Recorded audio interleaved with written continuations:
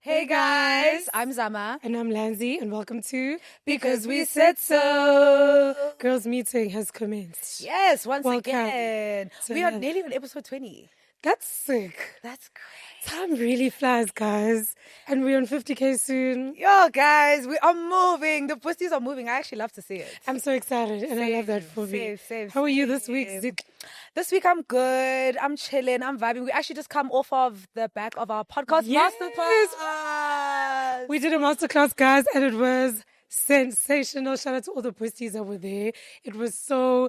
I don't even know. It was so the fact that fun. people care what we have to say so soon. Yeah, I love that. and also just meeting our pussies in real life. Like yeah. everyone looked actually like genuinely engaged, interested, and just meeting people that are like in the content creator space, I think was really nice. Yes, also, yeah. So it was really exciting. Thank you to everyone who came. Yeah. Come to the next one, guys, if you have the Exactly. next one. And whatever events we have, guys, keep supporting us. We love Come on, to pussies. see it. But you, I'm good, Bandla, besides the fact that Impilo Bandla is knocking me down a little bit. But at the end of the day, you have to show up and dust yourself off and decide to be great. exactly. And one thing about my queen, she will show up. I will show up, Bandla. This life has to go on. Also, life actually doesn't care that you sounded depressed. You actually just have to... I hear you, but also sometimes it's okay to say, you know what?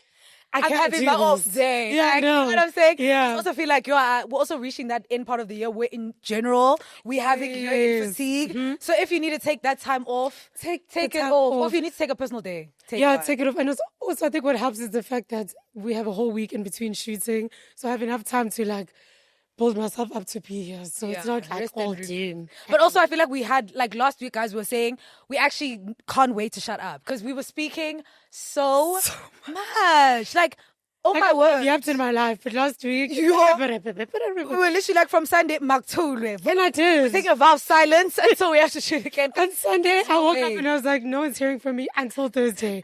So now I'm opening my mouth. And finally, Banda, our voices are rested. We're ready to share our thoughts and stuff once again. Yes.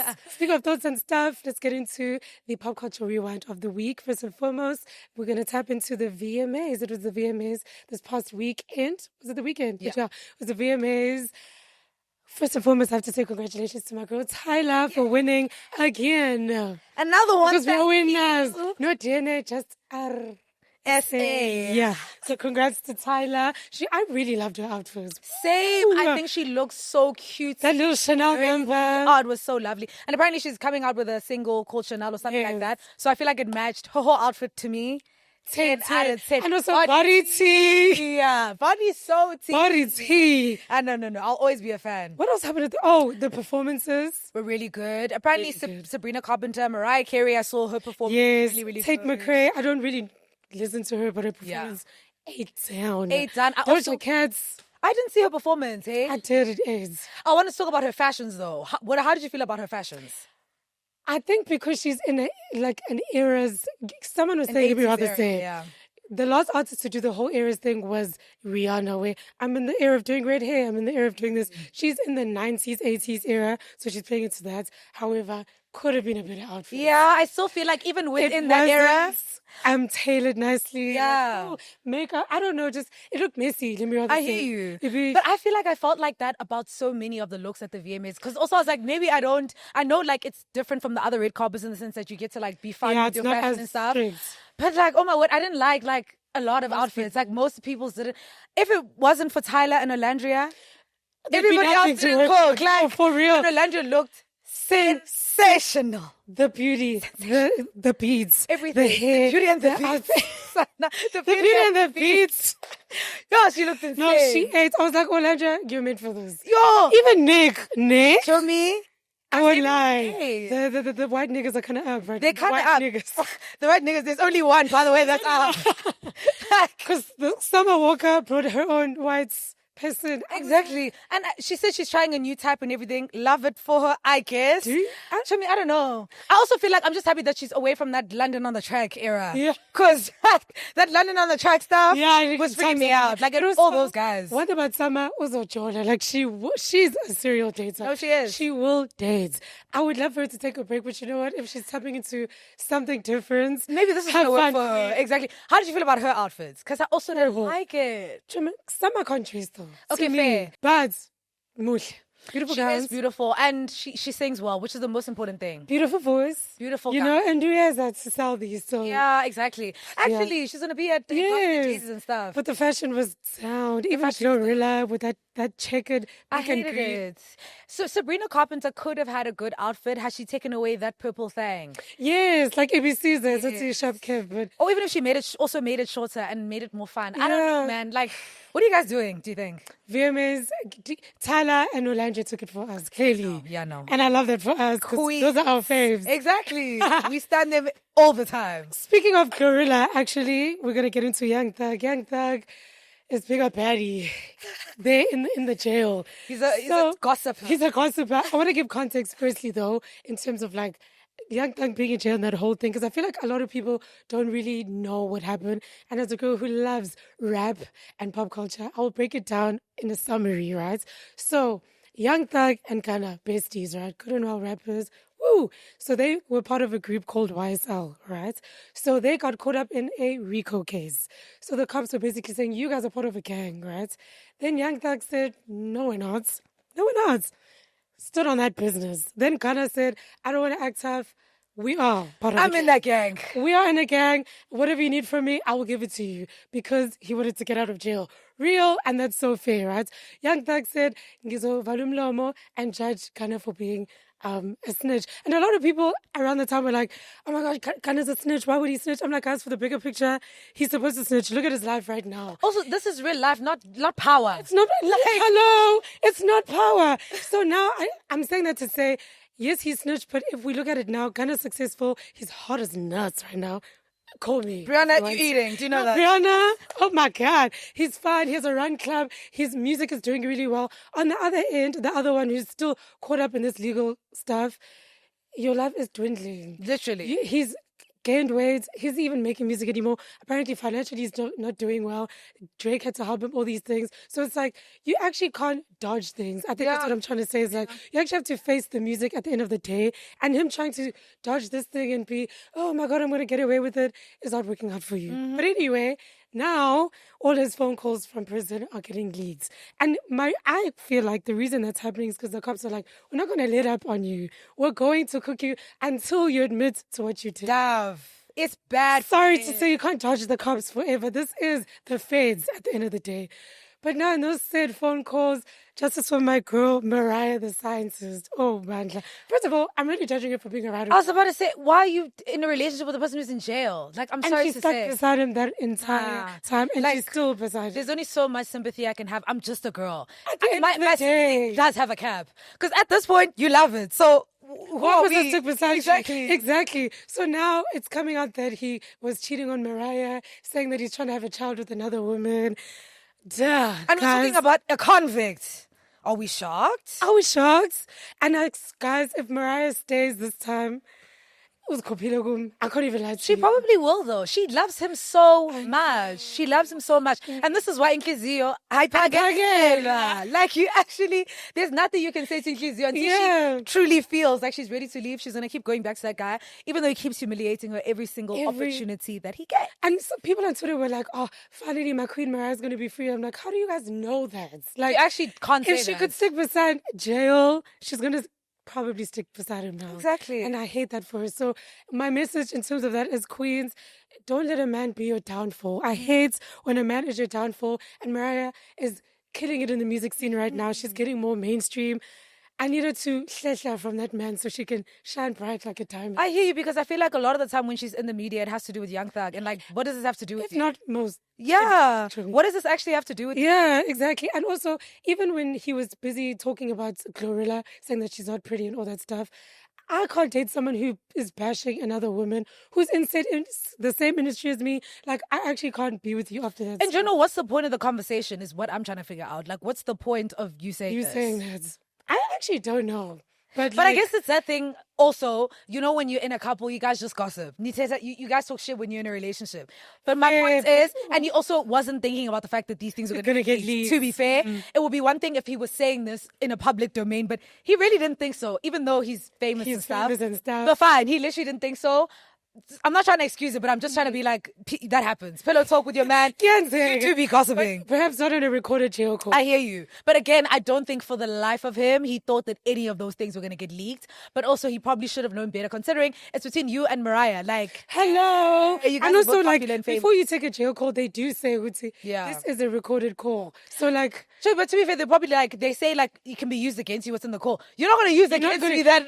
do you get what I'm saying? It's going to be on the shade room and stuff. Exactly. And so you're going to put that in court or what? What's true. My case? But now, Dove. Exactly. It's bad for him now, but at the end of the day, even now, I think Mariah and Glorilla were working together in some capacity. Now it's awkward between them. Like, that's so unnecessary and weird. And even now, Glorilla posted a picture. Young Thug commented, please. Like, I feel like it's so bad for him that there's no way of bouncing back from this. So all the best to you. In life, all the best to Mariah. Yeah, but in life, be like Anna. Just choose to rebuild, bounce back, get your little Rihanna, get your little running club, focus on your heart and empowering the youth and stuff. Exactly. Now, I even forgot Ghana was in prison. That's how he cleaned up his image. Young Thug. Oh, but hang it up. Hang it up flat screen. But I also feel like your lifestyle is where the danger is. Yeah, it's that rap gangster shit. Yeah, boy. This motherfucker is with it. This motherfucker. And that's the problem, nigga. Moving on to another skakla happening there in the US. Miguel and his new partner, which I didn't even know they were together, Margaret Zhang.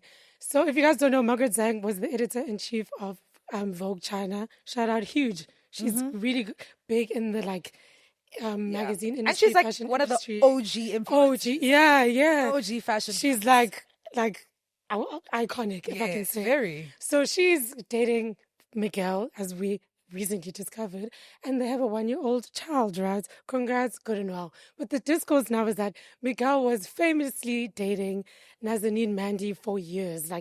I think they were together for 20 years. At some point they broke up and then they got back together. Yeah. They got married and then at the end of the day. So now people are like, this thing of men being with someone for so many years, and even when they got married so late and then they never had kids.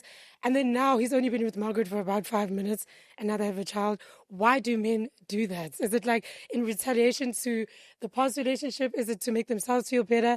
Is it a thing of when a man's sure about you, he is sure, he was never sure about the previous person? What is it, Katika? I feel like that has a huge part to play. I feel like when men know, they know. They know. So once you feel like you've been in a situation for hella long and you're not seeing the commitment, sometimes I feel like as women, we love to play into the fantasy of what things could be. Also, we hold on to that time thing a lot. To go to, yeah, we've been together for so long, so we know each other. And maybe that's just what it is. This is as much as he would like out of this relationship and as much as he wants out of you. And I know it's kind of like a hard pill to swallow, but also sometimes you just have to be like, you know what, if there are certain things that I want in my life, let me also delete myself off his page. And let's be honest, they were a hot couple, beautiful. Everyone loved them. They were couple goals for the longest time. But again, if clearly Miguel wanted to have kids, so maybe the reason that they didn't want to have kids was maybe it was Nazanin who didn't want to have kids, or maybe just they weren't aligning on certain things, but they were just holding on to the relationship because we've known each other for so long, we know each other, our families have integrated, all those things, so you just can't end up staying in a relationship. But 9 times out of 10 men do that thing of when you get out of a long-term relationship, mitisa one time quickly next year, literally Ushadile all of a sudden, and everything happens. You just have to charge it to the game. Wherever Nazanin is, she's probably charged it and kept it moving. Yeah. And also, I feel like at the end of the day, they ended up not together. So maybe God was protecting her by her not having a child with him because they're going to end up co-parenting. Yeah. And maybe she wanted to have a child with her forever person. Yeah. And to me, she wins at the end of the day because then she doesn't have to be tied to Miguel for the end of her life. They made the decision that makes the most sense for themselves. And as much as it is shocking, but like good for Margaret and Miguel. But I think everyone is just like shocked even by that pairing. Guys, that is so random.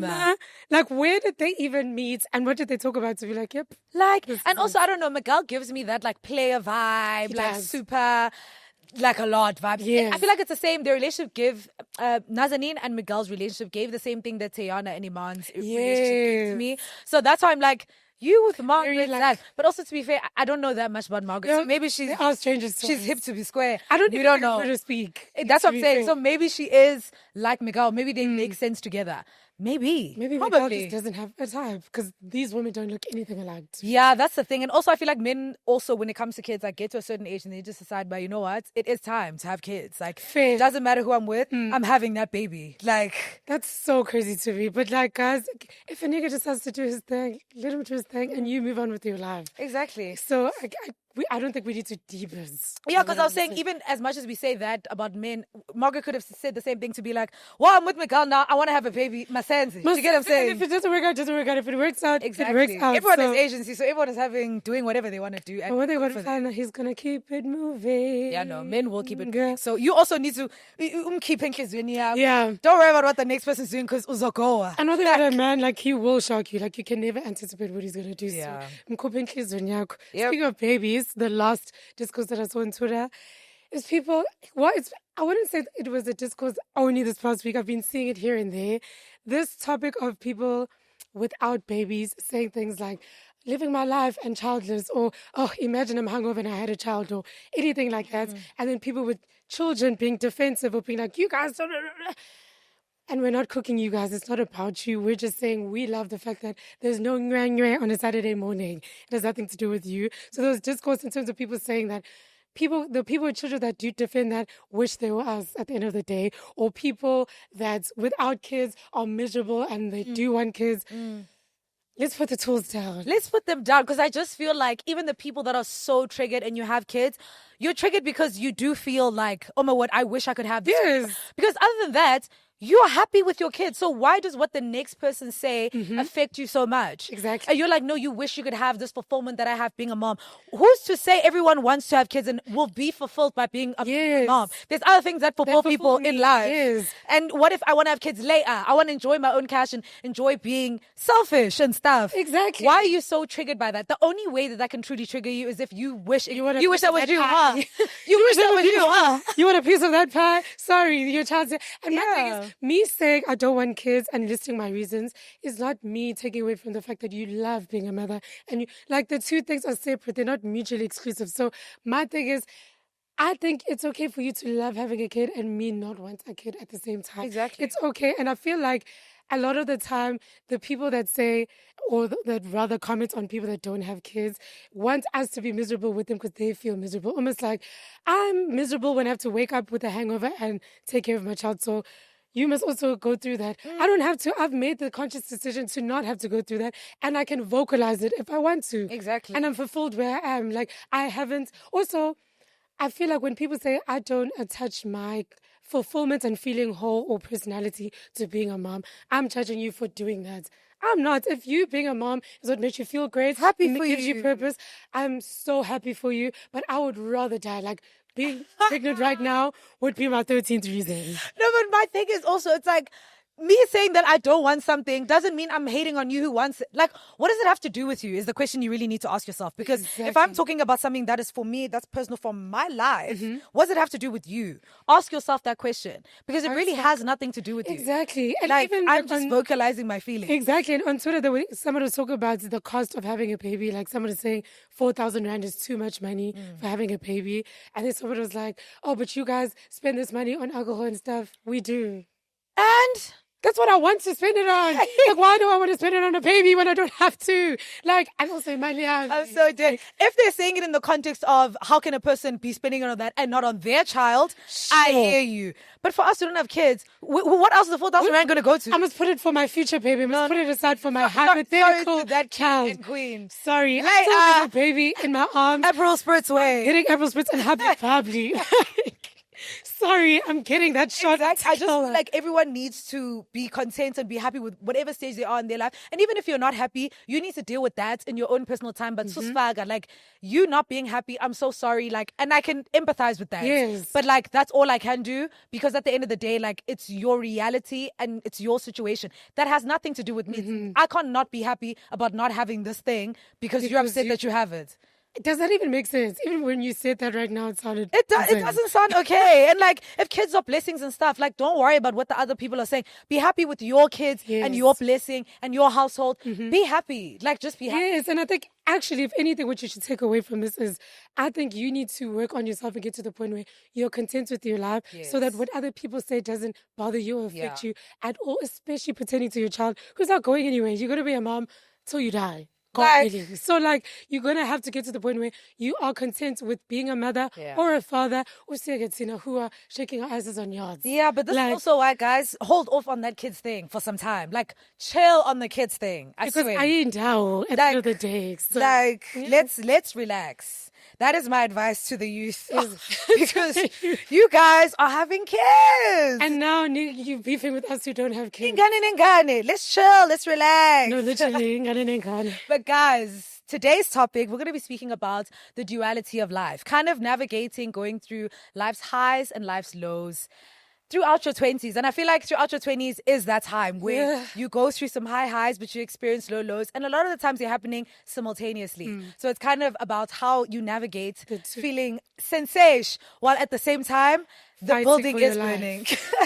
Building is burning. So I wanted to know, when you like think about duality in life, what comes to mind? Like, what type of situations come to mind for you, and what have come to mind for you in your... I just want to preface this to say this episode is going to be very emotional for me. Hey, Bandla. Song. Literally virtual hugs, virtual hand holding. I feel like, let me rather say before this year, because I feel like this year was a very defining year for me. Before, duality to me was like, the two things are going to happen in life, where the good happens, the bad happens. You need to find a way to balance the two and try to make sure that the negative doesn't override the positive. And also, when you are going through those negative times, try to look at the positives to kind of make yourself feel better and not sink too deep into the darkness, right? And also, you need to ask yourself, what lesson am I learning from this? What is God trying to teach me? What am I supposed to take from this? Because a lot of the time, when you don't do that work, God will keep putting you into that situation and keep putting you in that cycle. And that's when you start having conversations like, why me and why always me? Why is this always happening to me? It's because you haven't done the work or learned the lesson that you need to learn. And it becomes, woe is me. And that's not the point. The point is that God is trying to teach you something. And easier said than done. Some lessons are very difficult. Take it from me. Some lessons are very difficult, but the only way you can learn them is being in the situation. And what I like to say is, for me to appreciate the happiness and good times of life, I have to go through the rough times and the darkness. So in order for me to appreciate lies, I have to go through the dark, because mekanya all the time. You're never exactly going to appreciate it. I'm not going to appreciate it because this is the norm. This is just what it is. But if I'm in the darkness, then it's like, when the light shows, then I'm like, oh, you know what? God has blessed me. And it does solidify your relationship with God to show that He is here at the end of the day. When it's dark, it seems like He's not there. It does test your faith. You can feel like, I'm in this by myself. I don't want to do this anymore. But once the light is there, you appreciate. It kind of strengthens, let me rather say, your faith and your relationship with God. Without the dark parts, I feel like we would be complacent with our faith. We would just be like, you know, believe if you want to, but whatever. But when you go through the hardships, it makes you feel like, I actually look to this person for a reason. And there's a reason why we go through the ebbs and flows of life, especially pertaining to religion. Obviously, I don't want to just make it religion, but yeah.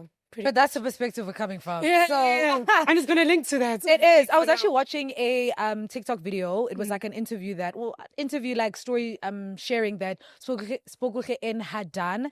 And she recently, I think she got saved last year or the year before, I'm not sure. But in like her getting saved is when she her mom passed away last year, which is really, really unfortunate. I literally, when that came out, I felt so just sad for her. And because she's so young and everything. And she was just saying how, like, even as you're saying, like, in that dark period, she also had to look at it to say, like, okay, what am I learning? What is God really teaching me in this moment? And like, what lessons am I going to be able to come out of the situation with, so that I don't just feel like woe is me every single day, because that feeling is also really all-consuming when you're just like in the thick of grief, or just in the thick of a bad time. Like when you feel bad, you can feel really bad just by the environment that you create for yourself and the things that you tell yourself. So I feel like it was really, really great to hear how she was just like, you know what, I was in the worst space of my life, but I really had to ask myself, okay, what is it that is happening in my life right now that I need to learn and that I can take out of the situation? This doesn't mean that going forward I'm safe, I'm healed, I'm amazing, but like at least now I can look to God and be like, I've seen where God is in my life, because even when I was in the worst space of my life, I could still see a silver lining to say, you know what, it's not all bad. Like I'm going to be fine. I'm going to kind of make it through this. You know what I'm saying? And sometimes the storm is redirection. Like perhaps whatever path I was on wasn't the right path, and now I'm moving into a different direction because that's where God is trying to take me. Again, it goes back to the thing of God's timing. If we had to do things in our own timing, things wouldn't work out the way that they should. As much as it may seem like it, to say, if it were up to me, this would already be solved, or this would already be working out for me. 9 times out of 10, if not 10 times out of 10, once you do see why God made it happen at that certain time, that certain way, you're like, you kind of ate that. I see why you did that. You ate that, king. So you also have to believe, or rather, I always try to tell myself that there has to be something that I'm supposed to get out of this once I come out of it, that's going to work for me, if that makes sense.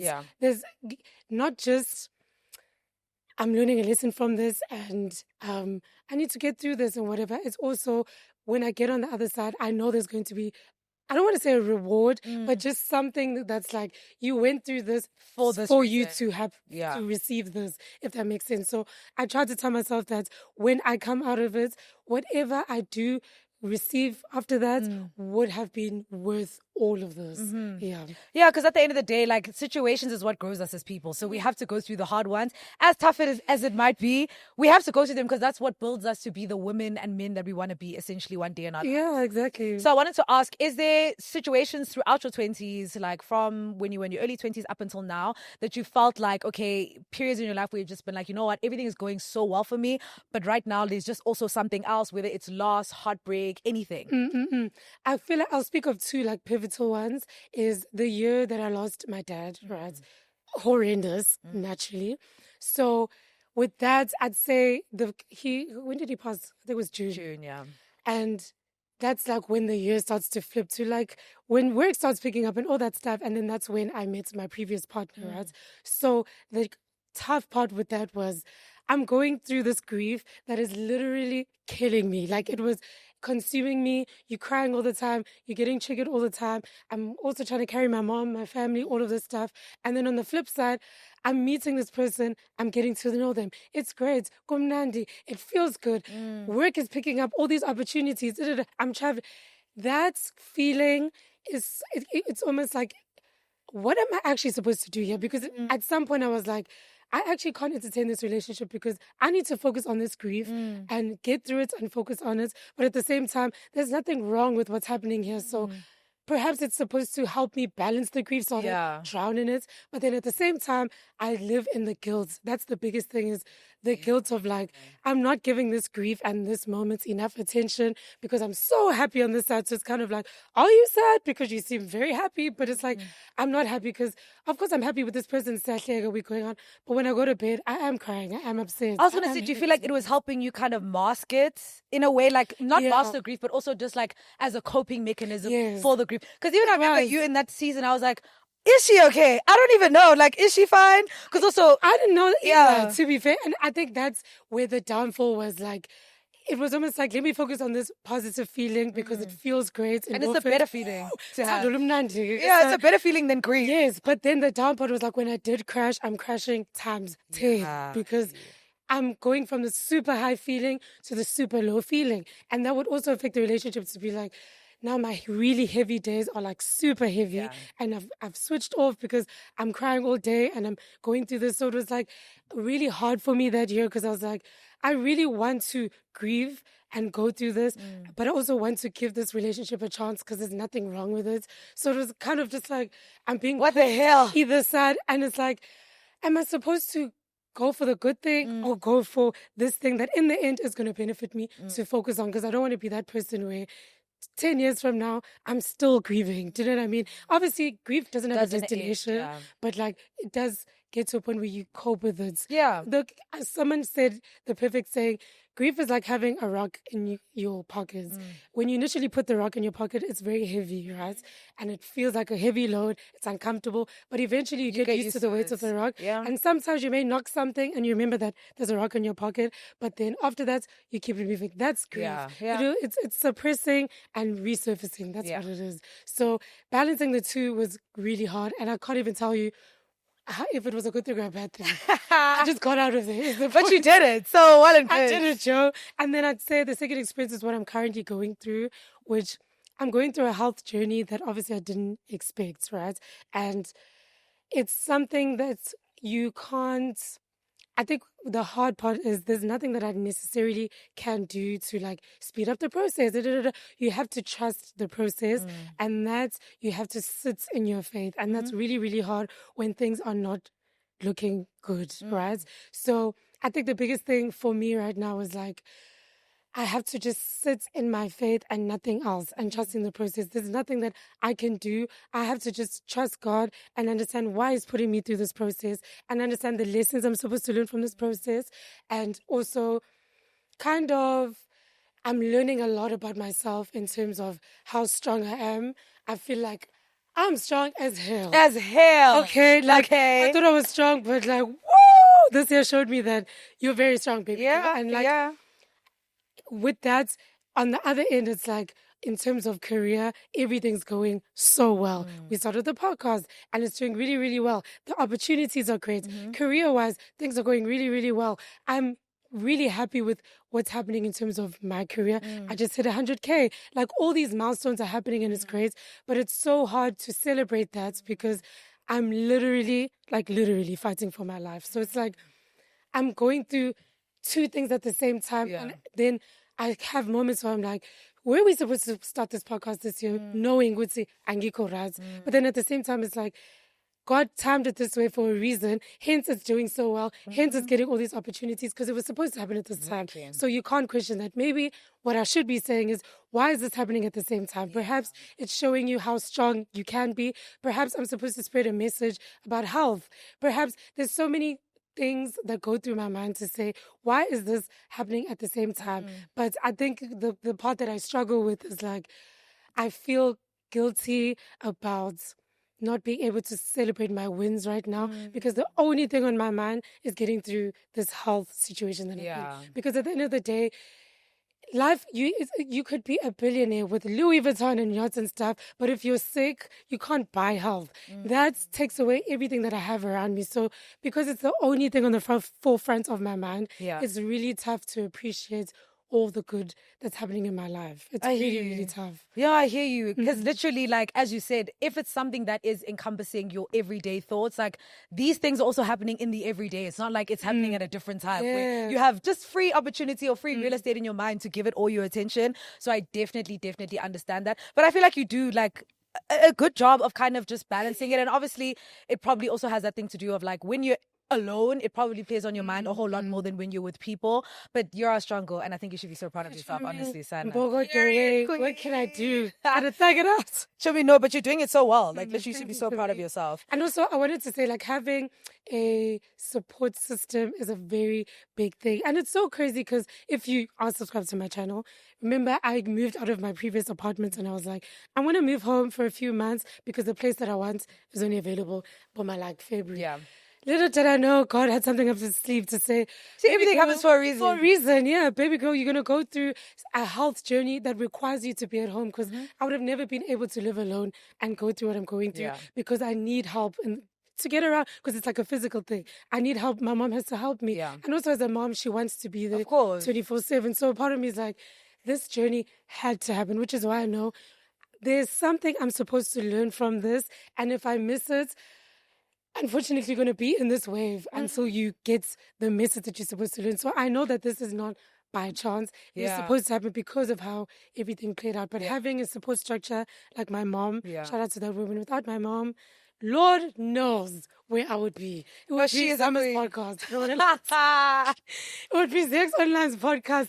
But then also having friends like Zama who carry you through, and wherever I go, my friends are just like, we got you, don't worry. So having that really does help the situation, because then I don't feel like a burden. I don't feel like people are judging me. I don't feel like, oh, here she comes. And also, so you don't feel so alone, because I can imagine also there's a sense of feeling alone in the sense that you're the only one going through it. Do you get what I'm saying? So people can say, oh yeah, I get it, but it's like, do you don't really get it. Like you can understand it, but you don't get it because you're not living it. And there's just so much you can understand as a person who's not living it. So I get that. Like, at least to have people to say that, listen, I don't get it because it's not my physical reality, but I can understand. Yes, I can be there for you, and I can understand and be understanding and accommodate, because you know, like, if had it been for you, you also don't want this to happen to you. Do you get what I'm saying? Like, if it was up to me, everything would be great. Exactly. So it's like you want people in your life that are able to also hold that space to you, to say, you know what, let me be very considerate of the person who's actually going through a really hard time right now. Let me be able to be the soft landing for them, so that I don't have to make life harder. Instead, let me make it easier. Especially if you're in an industry like mine, where you have to show up on camera, and it's really hard when you literally going through a health thing. Like, when people are like, please can you vlog? I'm like, what am I going to vlog? Doctor's visits and being bedridden. Maybe I'm just not in the mood. I'm not in the mood because I feel good. Because it does take a toll on your mental health, your emotional health. Like, I'm not in a good place, so I can't be when I'm quite literally not in a good place mentally and emotionally. And then it's like, there's this urge to feel like you need to explain yourself also, where now I have to sit on YouTube and be like, guys, okay, I'm going through this thing, please bear with me.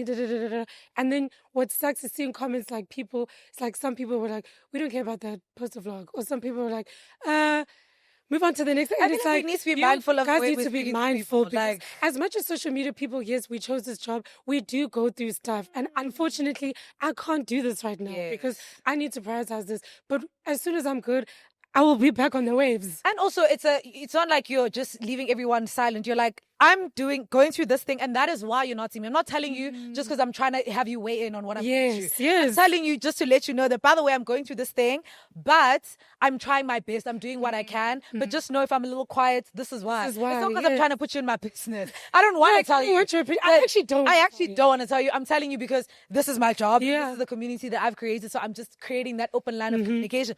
But that doesn't mean we shouldn't be guided. Let's be guided. And it's that typical saying of not just pertaining to me, just in general, you don't know what a person's going through. So be kind. Be kind. You don't know that when I'm reading that message, I'm at the doctor's office fighting for my life, but you've decided to say, Lancy, we don't give a fuck. Post a thing. Let's be kind as people, just people in general. Exactly. And also, there's nothing that's more important than your health. I'm sorry to say, like, all this other stuff is secondary. Like, there's nothing that's more important than getting better, like, to be honest.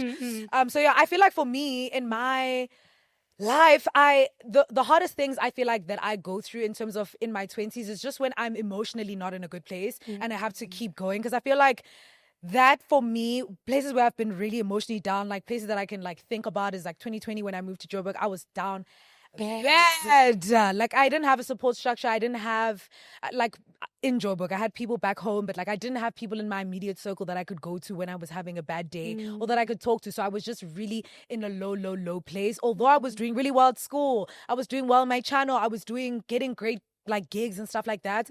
I was just in a terrible space, and I felt like for me, getting through those moments at the same time was really hard, only because I feel like when you're going through a bad time, it is, as you're saying, like it consumes your whole life in a way where it's like you can't focus on the good because you keep thinking about, okay, but I need to fix what's going wrong, or I need to have in my mind, like, okay, how do I fix this? How's this going to get better? Like, what do I need to do? What do I do? And sometimes, like, as you were saying in your situation, and I feel like also in this situation, although it's completely different, there's nothing that you can do. Yeah, there's nothing that you can do in those moments to make things better. Sometimes all you can do is sit in prayer and be like, God, I'm just going to hope and pray everything gets better, but there's nothing that I can physically do to make it be better. And I feel like that's, again, where faith really comes in, because you have to essentially trust in something that you can't see. Right now, yes, everything is terrible. It's mashed up. Like, life doesn't seem like it's going to get better. And there's absolutely nothing I can do to control it. But I just have to be hopeful of the fact that it's going to get better. And I think that's what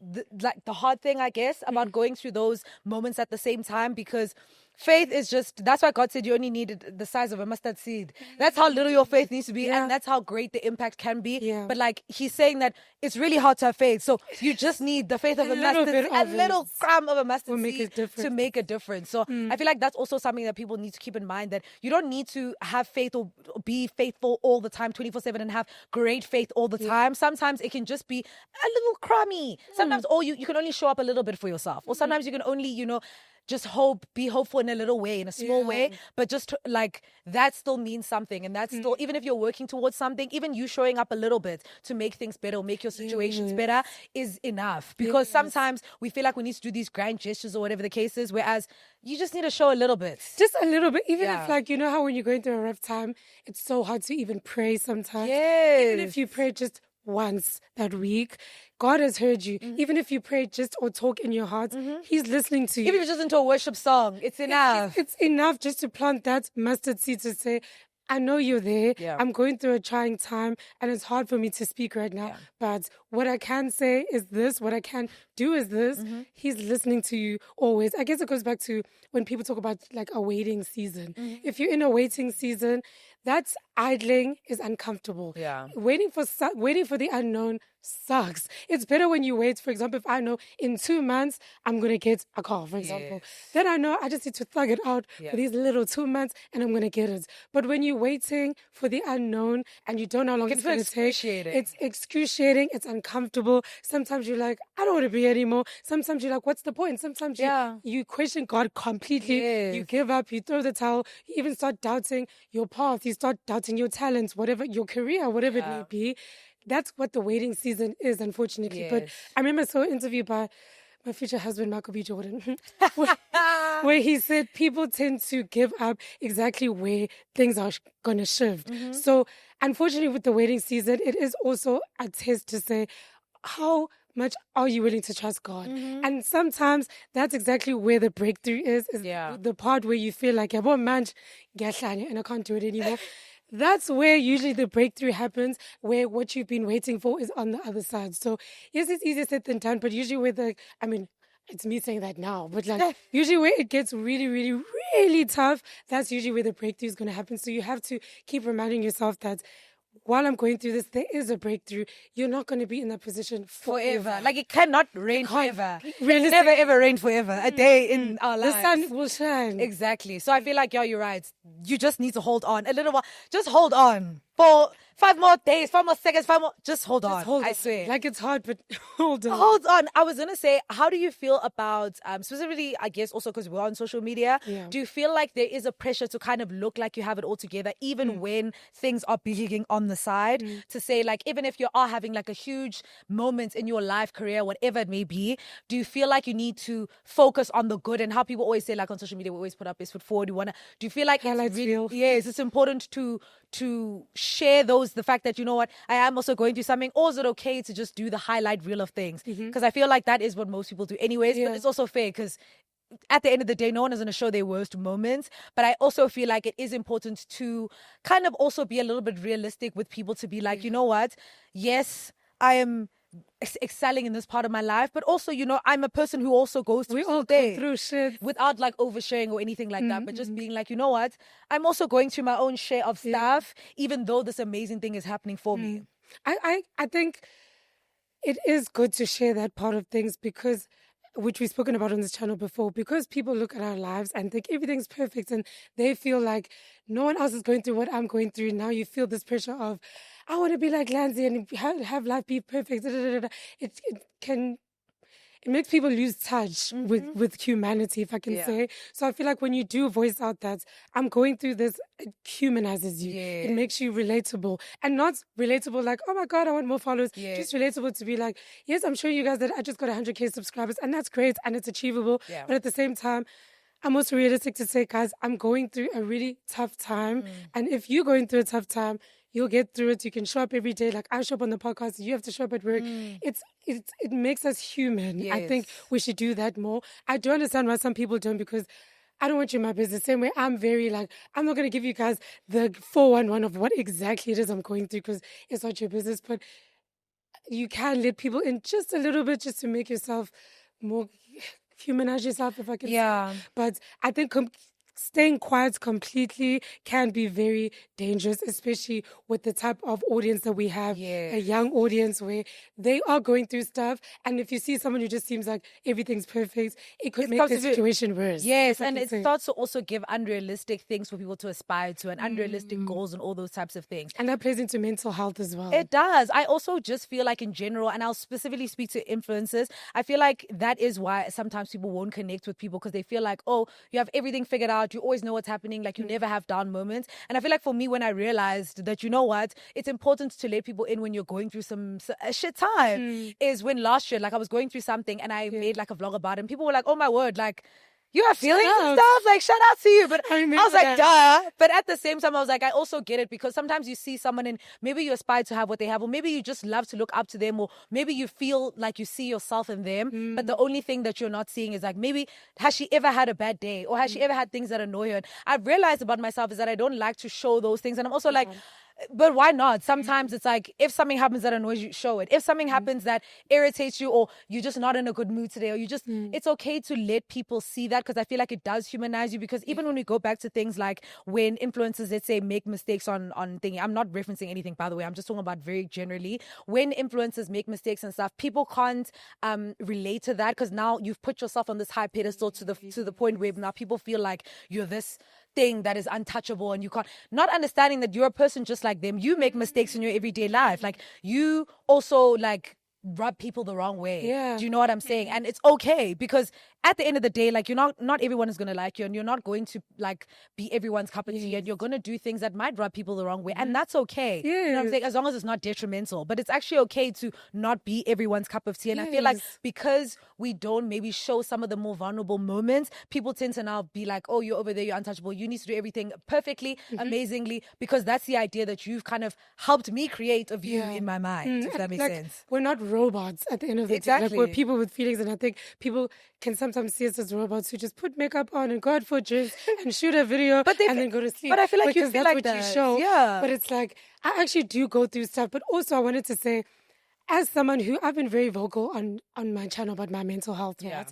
So I was very like I humanized myself in that sense to say, guys, at the end of the day, I get correct sometimes, and I'm going to go through tips, and it's something that I've gone through since before as an influencer. So I have to put that out there so we can all keep that in mind, right? But then the other side of that is that then people will say, one, you use it as an excuse to be inconsistent or lazy. Or people will be like, oh, people like to use the mental health thing as a way to get away with things. Or people can be insensitive about the situation. Or now, because of comments like that, now, many years later, now that I'm in this situation, now I'm like, do I want to say anything? Because the last time I spoke about mental health, you guys were like, here she goes again. It's because she's not posting vlogs, so she just wants to say she's going through stuff. So it's like, as much as I do want to humanize myself as a content creator, some people can make it such an unpleasant thing at the same time, where it's like, okay, so what do you actually want me to do? Because I humanize myself. Now it's, no, it's this. Now, many years later, I'm not saying as much as, Lanzi, give us more.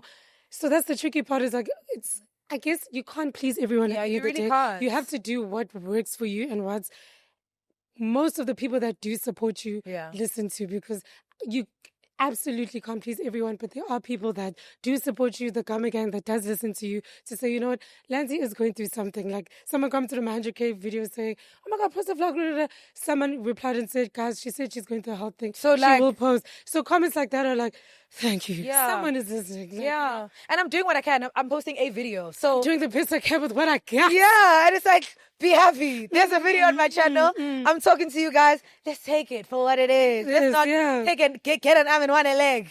And that's what it is in this industry. Be guided.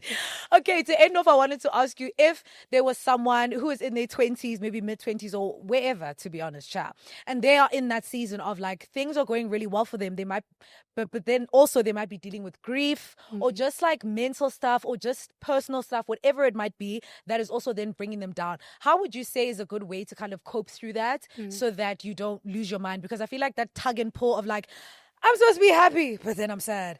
But I'm sad, but I'm supposed to be like, how would you advise them to deal with that tug of pull of emotions to just kind of make it through the day and kind of get through whatever it is that they're going through? I think with the positive things, there has to be something that can keep you occupied with the positive side of things so that you don't dwell and sink in the negative things, so that there's something to look forward to. Yeah. If there's nothing to look forward to, you will sink, no matter what it may be. Obviously, something conducive, like don't use coping mechanisms like drinking, for example. You can't look forward to drinking because that's just taking you backwards. Please, guys. Please. I know you don't want to hear this. And other substances. But please, like put the substances down. That can't be what you're looking forward to. Not things like that. Things that are obviously conducive, productive, positive.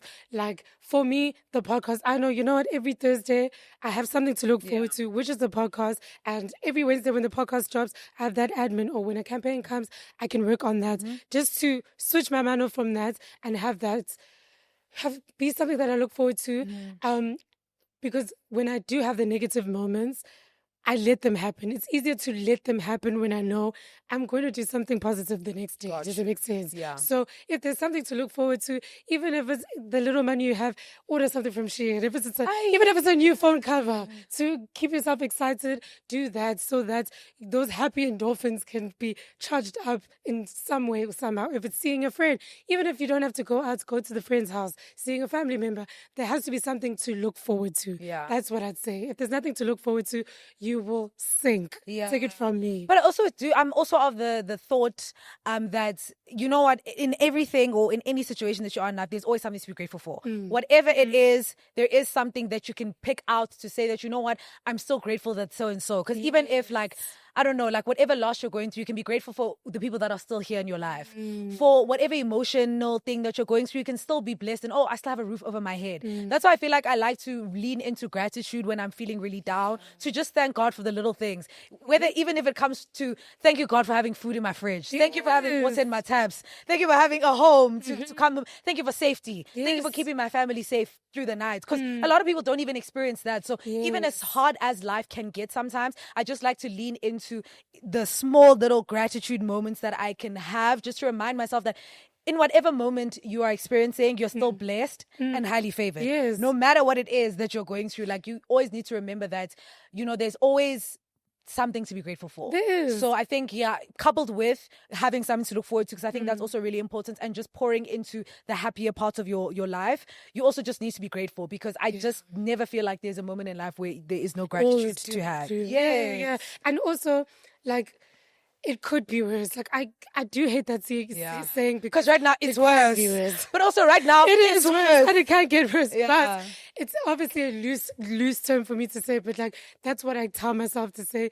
You know what? I'm going through this really shitty time. Yeah. I'm in pain. I'm physically in pain, emotionally in pain, mentally in pain. I actually hate it here. But then I like to be like, girl, your podcast is top 2 on Apple right now. You have 100K subscribers. Your career is doing well. Financially, you're in a good place. Exactly. Because my mom would even say, like, imagine if you were a 9-to-5er, right? You wouldn't be able to work right now. You wouldn't be making money. You feel like your career is plateauing. Yes. You don't have to go through that feeling. Exactly. Where, oh my God, I'm even that, grateful for your job. I'm grateful for my job. So you know what? It's soaring. It's doing better. And that's what I hold on to say, you know what I'm going through is temporary at the end of the day. It's Zodlula. And then I'm going to bask in the good thing with my chest. Exactly. Yes, now using half your chest, but I'm still acknowledging it at the end 100%. of the day. One day you can do it with your chest. With your full chest, 100%, guys. But please let us know your guys' thoughts in the comment down below. We would love to engage with you guys. And if you guys have more tips and tricks to get through those ebbs and flows at the same time, please you drop can them say down below, because we all need them at every single stage of our lives. I feel like no one will say they don't need that advice. And if you're going through anything tough, I'm sending you so much love. Yeah. If you're in your waiting season, I'm sending you so much love. This too shall pass. And that's 100% guaranteed. Just know. Young and Diagul at the end of the day. But guys, we're going to get into our dilemmas for this week. You guys can send in your dilemmas on our Instagram page that is on the screen right now. Please do let us know what your guys' dilemmas are. But let's get straight into it. Hi, queens. Firstly, hope you guys are well and good. I love you guys so much. Not sure if this needs some therapy, but until I have money for it, I'd like a bit of advice. Let me paint the picture. My mom left me when I was barely 3 months, and I grew up with Utada and my paternal side of the family. Fast forward to 11 years later, she rocks up, married and with a child, wanting to fix our relationship. My family didn't give her the time of day. However, though I was mad at her though I was mad at her, decided to give her a chance. Okay, cool. Now, for the past 2 years, I decided to live with them because I had to upgrade my results last year. Also giving me the whole mother-daughter experience I've yearned for the past 19 years. A proper chance to get to work on our relationship. Started off well until she started comparing me to my 8-year-old sister. Mind you, privately and in front of her relatives/friends. Spoke to her about it and she said it's not that serious. She did, in fact, not stop there. She started commenting on my body and clothes, which initially I thought was normal as she's coming from a place of being a personal trainer and a mom, you know, until I realized she was projecting her insecurities and low self-esteem on me. Guys, I'm not even fat. And has gone as far as telling that people think we're sisters joke whenever I'm approached by boys, despite my efforts to speak to her about all of this. She has ignored me countless times. However, I've kept trying to work on our relationship, hoping it'll get better. The question, it has become draining and definitely one-sided, so much so that I've lost myself and started to resent my little sister. My paternal family has picked up on my depression. However, I covered up as gap year stuff. I don't want that for me, so I've booked a trip home next month. Would I be wrong to just put the whole thing in a bag of rice, i.e. cut her off, or do you think it still has a shot? What about the damage she's created in my relationship with my little sister? Sorry for the long read. Whew. That's a heavy one. Heavy cake. It's a heavy episode, son. But what can you really do? I feel like I wouldn't put it in a bag of rice in terms of cut her off completely. If you are at a point where you feel like you can still work on it with her, like if your heart is still open to working on it with her and to just really driving it home to her that, like, listen, this thing that you're doing is not only affecting my relationship with you, but it's also now affecting my relationship with my little sister. And she's a child. She has nothing to do with this. You comparing me to her kind of has nothing to do with her. Yeah. Do you get what I'm saying? And also that thing of pitting sisters against each other is just creating resentment and like family trauma bonds that when you die as a mother, we're going to get left with. So, so I feel like if you still have it in your heart to drive it home to her, like, bro, specifically that part that you've identified, that she's not projecting her insecurities and low self-esteem on you. If you're willing to drive that point home, I would say you can still have open communication. I would still say, though, I would still take a huge step back from the relationship because I don't feel like, I feel like sometimes, like, you need to give them like consequences of their actions before they actually get it, because I feel like for you to still be living there and giving her the same access and everything, she's not gonna get it. Like you have to revoke your privileges. Yes, revoke privileges. Yes. I think, I agree with everything you've said. I think the best thing is to keep her at arm's length so that you don't but hear anything she has to say on a daily basis. And if you need advice on something, she's right there. I think just keep her at arm's length where you guys have a very surface level relationship. So don't cut her off. Keep it surface level so that she doesn't have a chance to say enough to hurt you, but she's still there in the vicinity. And then with your sister, I think just have a direct relationship with her where you try, like, what's what I'm looking for? Cultivate. Yes. Your own relationship. With the two of you, so that it's not tainted by your mother, and try to drive the fact that we can do this on our own, just the two of us, without mommy being around. So I think that'll be good for the both of you, but keep your mom at arm's length because she sounds very toxic. And a lot of abazali are set in their ways. So her changing, the chances of that are very slim. Her acknowledging her or they're fault. just like stubborn. Like, you tell them about themselves and you're not hearing me, but I'm literally telling you something. So it's more because the child is telling me instead of listening to the message. So just keep her at arm's length. Yeah, but that's why also maybe you revoking your privileges will maybe like actually get her to think about the fact that, okay, maybe I am annoying her and maybe I am like doing things that are really hurtful to her and that could really hurt my relationship or their relationship as siblings. So yeah, I feel like that's the best thing you can do. But all the best, Queen. Sending you love.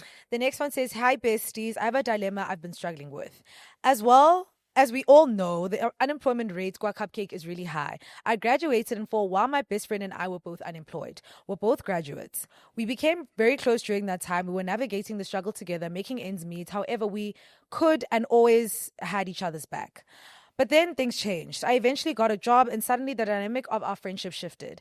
At first, I'd help here and there, maybe send some money or cover something small. Help lapo na lapo. with job hunting money or toiletries. She didn't ask, by the way. I did/do all of this because I want to. But now I find myself questioning, am I supposed to do this every month? Is it my responsibility now just because I'm the one working? Sometimes even when I buy things for myself or post about them online, I feel guilty because I know she's still unemployed and can't do the same. It's like I don't know how to balance being there for her without feeling like I have to carry her financially. So my dilemma/question, Boyces, is how do I show up in my friendship without feeling like I'm financially responsible for my best friend? How do I deal with the guilt that comes when our lives are no longer in the same place? Yeah. Ooh, Dove. They live together, no? I don't think they live together, hey? She just helps her out. Yeah, I think she just helps her out here and there. I think you just have to have a conversation about setting those boundaries. That's the only way, because if you don't say anything, people keep taking and taking and taking and taking. But it's like also she is the one, like the friend is not asking her to do these things. Do you get what I'm saying? So she's just doing it out of her own She's capacity. just doing it. I forgot that part. Yeah. So also I'm just like, maybe for you, you need to ask yourself, why do you keep doing it? Like, is it maybe because she's already set the tone, so she feels bad if she stops now? I feel like then you can have a conversation to say, you know what, I know I'm working and stuff, but I can't cover it every single time. Do you get what I'm saying? Like at this point, because you also are in your first job, you want to enjoy your money and stuff like that. So maybe just cut back. You know what I'm saying? And that's how you wean her off of it. You're cutting back to just be like, bro, I don't want to lie to you. I am in my first job, and when I will help you. That's what I'm saying. Sometimes wait for her to ask you, Chomi, do you mind if I, instead of offering all the time, because now your offering is bringing it's making you feel bad. Which if you're giving someone something, you're supposed to give them with your whole heart. If you now are having a bad feeling about it, you're not in a good space. And she's not going to stop you from giving her stuff. Giving us another job. So. Yeah, she's up, if anything, yeah. So I think you then can have a conversation if it's something that you're feeling that maybe she might be upset with you or whatever the case is, just to have a conversation to say, you know what, friend, I know like I've been helping you out every single month, but you know, now maybe I'm just trying to budget my money a little bit more wisely. I want to make more better financial decisions since this is my first job. So yeah, I'm just letting you know where my headspace is at. If I can't cover things as much as I used to, just understand where I'm coming from. Yeah, I feel like that's a fair conversation to have. And I feel like you're putting too much pressure on yourself. Yes, I think you sound like a people pleaser, so I get you. But like, if your friend loves you, she won't be like, oh my God, why not? Just trust the fact that if you guys communicate, she'll understand. And I'm sure she'll appreciate the fact that you were helping. And you're not saying you're going to stop helping. You're just saying, as and when you can, you will help her. But it can't be like become an expectation every month. And I don't even think, maybe there isn't even that expectation, but maybe you have that expectation because you're the one who keeps doing it. So stop doing it. You set that system up. And it's a system set up by Todd. Yeah. It's a scheme set up by Todd. It's a scheme set up by Todd. Guess that. So, Todd, you need to put the tools down. Todd, chill. Put the scheme down. Literally. Stop scheming, queen. But anyways, the last dilemma, guys. So this one goes, hey, boys. So I've been with my partner for almost 3 years and I feel like I'm not attracted to him anymore. When we started dating, he was clean and over the years, he's let himself go. He told me when we got serious, that he has a problem with his armpits. I helped him. And we worked on that. When I got pregnant last year, my sense of smell got heightened. So I started smelling that he still has the armpit smell and his mouth also sometimes smells. I spoke to him about it and I told him to visit the dentist more often and bath twice a day, mostly after a long day. He seems to even have gotten worse because we only see each other properly on the weekends when he's not working. So then sometimes he spends the whole day not bathing. He takes weeks not cutting his hair. He doesn't put an effort in the way he looks. And he knows that it's a big deal for me. He even says, I know appearance is a big deal for you, and continues even after I told him. Help, I don't know what to do.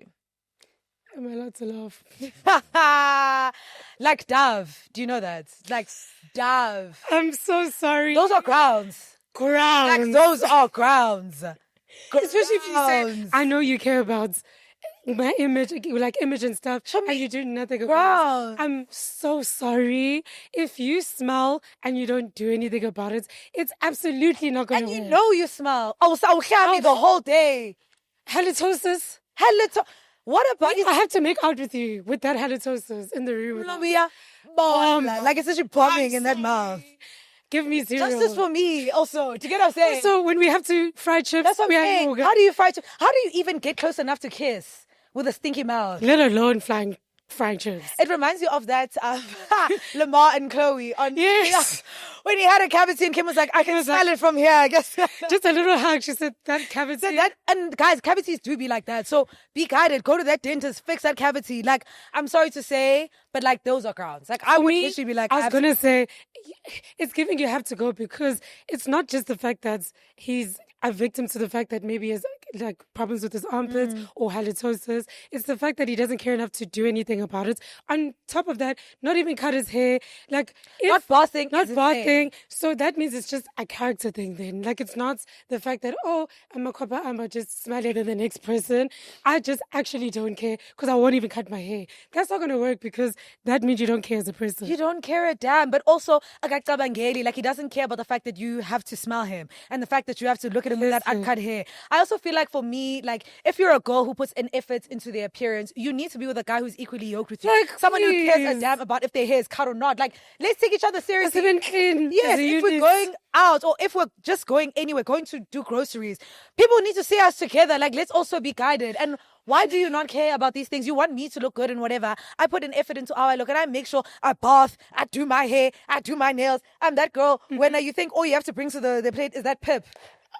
No, keep that pip, because like, the keep pip that pip. probably also stinks. And my thing is, hygiene is the bare minimum. I'm so sorry. It should be a conversation. It like, shouldn't even be a conversation. You should, well, let me rather say, as people, I'd like to think when you look for a partner, the hygiene part goes without saying. I shouldn't have to ask for that. It's a silent part. Wait for you to work for work on it. Yes. It should just be there. So if it's not there anymore, I have to go. Yes. And even if it's something like you have a pits problem, like you perspire a lot, let's try do something about it. You said you helped him. Now you don't want to wash. Like, there's nothing I can do to help you at that point. Justice for her. Like, so our suggestion to you, mlache.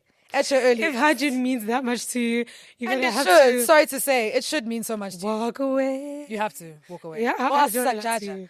Us, we're going to see in real life, you're going to judge you. I'd love to be that person that's like, talk to him. But my honest answer is, hamba kill. It's giving like teenage boy when you don't want to shower. Like, kashambi, bruh. It's my dialer. You stink and stuff. Like, ew. Sorry, Queen. You're going to have to leave that king. Is he a king? He's not a king. He's something. He's something. He's something. Not a king, though. Not a king. Moving on to musings. This is where we tell you guys what we're listening to this week, what the Puisties are listening to this week. We have a playlist on Apple as well as Spotify. What are you listening to, ZX Online? Okay, so this week I'm listening to Maye Maye, Calvin Momo, Babalwa M, Azana, and Sticks. We've said this before, but if Calvin Momo and Sticks are on the same song, it's gonna snap. We are there. And then you're even adding in Babalwa, it's a certified hit. Azana, you also hit too, girl. Like, justice for you. You do hit Azana. You also hit. To that voice. Yeah, but guys, that song is so cute. It's been on my rotation. Like, I can't stop. Chomi real. Yeah. And Mandla, I'm also in my Calvin era. Oh, Momo's up.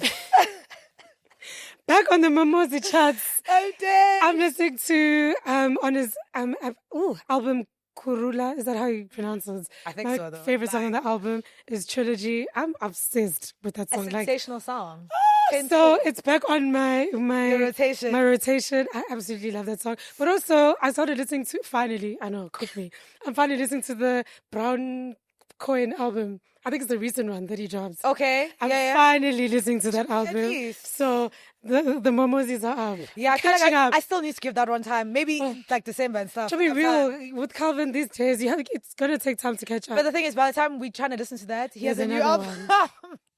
Calvin is taking something out this year. No. Specifically in December, we actually have to bank on We have to stay ready for this. He's definitely taking it out. But you know what? That one we'll see it in 2026. Won't lie to you. Answer that question on Monday, Sada. But guys, thank you so much, you guys, for making it to the end of yet another episode. We appreciate you guys as per usual. Please don't forget to like, comment, and of course, subscribe to our channel. We're nearly on 50K this time. Like, by the time we're watching this, maybe we're already on 50K. Tolut. But guys, make sure you guys make that happen. And subscribe to our channel. If you guys are listening to us, what is good, guys? Please don't forget to rate our podcast. You can also comment. We love to read those as well so that our podcast can reach far and wider. But we shall see you guys same time, same place next week. Bye.